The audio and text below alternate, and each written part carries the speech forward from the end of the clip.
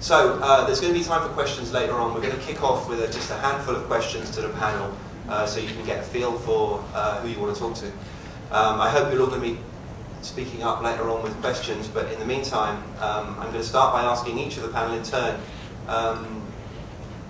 how did they get to where they are now? And when they started out leaving college, is this where they thought they'd end up? So, Mary, perhaps you'd like to kick off. Sure, that's better, right? Okay. So, long story short, at this point it is a long story, but I first got into the industry, well, my first job really in this industry was at Bloomingdale's, and it was in a liaison job between marketing and the buying office, and I got that job through someone who recommended me, a friend who knew that they needed some help. It was a temporary gig. Neither of us made a commitment to each other, and a lot of my jobs in the industry have been that way. This is really an industry about people and people giving you a chance and you really running with it and taking a little bit of risk and proving yourself. And while I was at Bloomingdale's, I got to know a lot of people in the industry, and I also started working with a young menswear designer who was trying to get his label going, and it's through that I found Gen Art, and they needed someone to produce a show for them, so I jumped from Bloomingdale's over to just produce that one show for Gen Art, and after that show we decided they needed a full fashion division, because at the time there wasn't one, and so I committed to starting really the fashion division and staying on full time. But again, it was all sort of just taking things that may or may not have panned out and taking the risk, and meeting people who would give me an opportunity, and then just working really hard once you get that opportunity to prove yourself.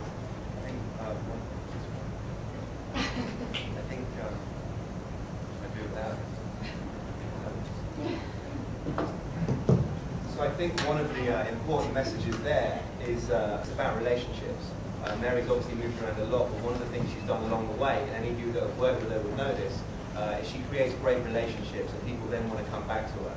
So I think that's one of the most important things we can all learn in school and beyond. It's really about the way you present yourself and the way that people perceive you, and then they'll come back to you. Keenan. Hello everybody, my name's Keenan Duffy, and I'd like to thank Parsons and all of you for turning up today. As Simon mentioned earlier, I've had quite a varied career, mostly in fashion, and when I graduated from college, which was back in the last millennium sometime, I kind of thought initially I was going to go straight into designing my own collection, and I did that for about a year after leaving college, and then I kind of realized that there were a lot of things I really had to learn to be successful in that. So I then went back and kind of got a job with a larger company and really learned the ropes of working in the fashion business. And after a number of years, that enabled me to go back to designing my own line, but with that very firm knowledge of kind of how to really get things done, how to design a collection, then get it produced as samples, then sell it, and then fulfill those orders to stores, which is really the key thing for any fashion company, is to manufacture your product and deliver it on time, and support it at retail. So I think that's one of the main things I learned after leaving college, was really the business side of fashion, and how that is equally important to the design side. We all have fantastic ideas. Getting those ideas out to the end customer is really the key. It doesn't matter whether that customer is a mass customer and whether there are millions of them, or whether it's a niche customer and there are a few hundred of them. If you design a great product, you have to deliver it. It's no good just having a great picture in a magazine. That makes a great picture in a magazine. It's great for a fashion editor, but it doesn't necessarily mean that you're going to reach out to your end consumer. And I think, yeah, the main thing about when you're in school, you kind of learn a lot of great creative stuff, and you have to hold on to that. When you graduated, you have to hold on to that spark, and then kind of harness that to what's going on in the real world. And really deliver on what that initial idea is. So that's kind of my, I guess, initial comment on graduating and getting into this business. Thanks, Michelle? Morning. It's interesting. 2 years back, I was sitting exactly where you guys are sitting, so I think it's great. Thanks to Career Services to have called me back to be as a panelist.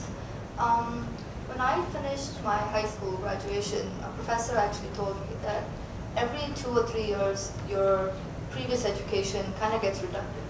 So you got to like improvise and learn new things every 2 or 3 years. That kind of thing stuck with me. So my pattern of my career so far has been I've studied, gone out into the industry, then gone back to school, then gone back into the industry. So I keep moving around because I feel like you need to update yourself every 2 years. The industry is moving, the economy is changing.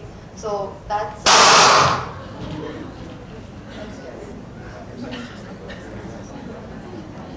So to start with, I actually graduated in India with a textiles and clothing background. I worked for a manufacturing company that used to manufacture for American Eagle Outfitters. That's how I actually started, and that was my first introduction to American apparel. That was probably 2002.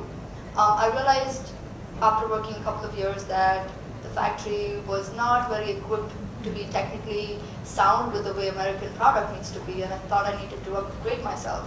So then I moved on to studying a garment manufacturing technology course for a year. Soon after that, I thought maybe, okay, I think I'm equipped enough to start off my own line. So I kind of ran a small customized boutique in India. Then I realized that, okay, I'm missing the business degree. So then I chose to come to Parsons to do fashion marketing.